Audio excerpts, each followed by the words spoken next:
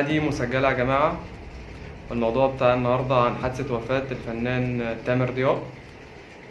طبعا احنا كلنا بنتعرض لنفس الموقف بتاع الأستاذ تامر ضياء ده في المستشفيات، فاحنا مش هنطول عليكم في الكلام وهنبدأ في الموضوع والأحداث على طول. الغريب في القصه دي بقى ان تامر ضيائي نفسه كان كاتب بوست من شهرين تقريبا او يمكن اقل، بيتكلم فيه عن وصيته.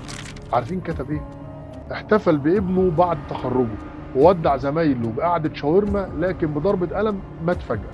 تعالوا اقول لكم قصه وفاه تامر ضيائي. اعلنت اسره الفنان تامر ضيائي وفاته بعد مشاجره حصلت بينه وبين فرد امن على اولويه الدخول لزوجته اللي كانت بتعالج في معهد من معاهد الاورام، ولانها تعبانه حاول انه يستاذن الامن انه يدخل هو الاول، وعلى اولويه الدخول حصل ازمه بينه وبين فرد الامن.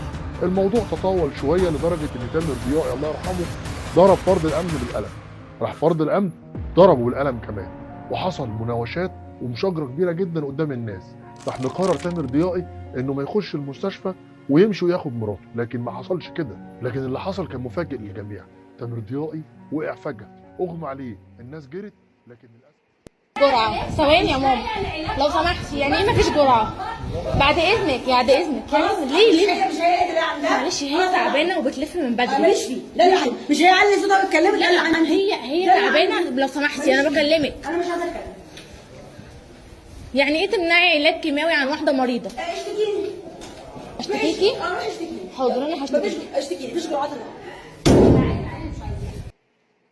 لكن المفاجأة كانت في الوصية اللي كتبها ضياء على حسابه، كأن كان قلبه حاسس إنه هيروح. ضياء قال في منشور على حسابه الرسمي بوست وصية: ده هيفضل باين على صفحتي لحد ما أموت. الحقيقة اللي كلنا عارفينها ومتأكدين منها إننا كلنا ربنا كاتب لنا إننا نموت في ميعاد محدد غير معروف. عشان كده كتبت الكلام ده لأني محتاج حاجات معينة تتعمل، وحاجات خايف تتعمل وأنا مش عايز حد يعملها لمجرد إنها معروفة. وقتها طبعا مش هعرف أقولها لحد، ودي وصيتي. صلاة الجنازة أهم من العزاء، وهي إن كل ما العدد زاد كل ما ثوابي كان أكتر. فأرجوكم تصلوا عليا. مش شرط تيجي العزاء، ويا ريت لو اتعمل في البيت أو مكان بسيط بفلوس وتطلعوا لي صدقة جارية أفضل. من فضلكم لم يثبت أو يتفق عليها عمل خاتمة قرآن للمتوفى إنها هتوصل له، بس مثبت إن الدعاء والصدقة بيوصلوا للميت، فرجاء دي بالذات بلاش، وادعوا لي الوقت اللي هتقروا فيه جزء. فضوا نفسكم وقعدوا ادعوا. بلاش صدقة جارية تقليدية وسهلة مش مستفاد بيها. يعني المصاحف كتير في مصر قوي، وكل بيت فيه كتير، فممكن نحط الفلوس في جامع بيتبني، او كرسي متحرك، او مستشفى يستفاد بيه مرضى، او دخول ميه البيت غلابه، او بناء سقف البيت فقراء. حاجات ناس تستفيد بيها لمده طويله. مش بس كده، ده كمان ضياء قال ان دي نقطه مهمه قوي بالنسبه له: محدش يقول لحد بتعيط عليه ليه، وما تعيطش عشان هو بيتعذب. الكلام ده غلط. سيبوهم يعيطوا لحد ما يطلعوا كل الشعور اللي عندهم، ومفيش حاجه بتقول ان العياط معناه عدم رضا بقضاء ربنا. وابيضت عيناه من الحزن فهو قضيب.